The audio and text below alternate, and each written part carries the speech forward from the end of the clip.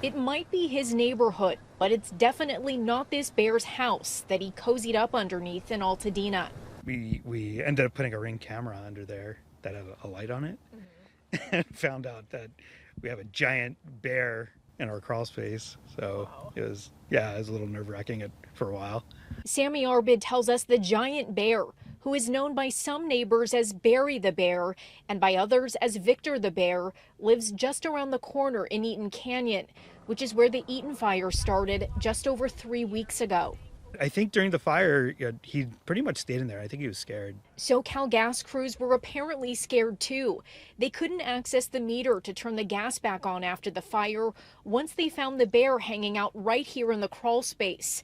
So the California Department of Fish and Wildlife set up a trap that was apparently too tempting to ignore.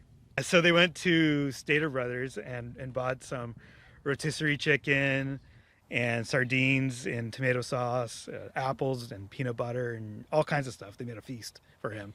Thankfully, that sweet and savory platter lured this big guy out like a charm.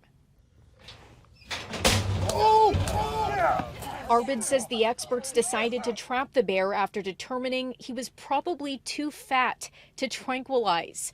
Once removed, he weighed in at a whopping 525 pounds. The biologist actually said it's the biggest bear he's ever seen in person.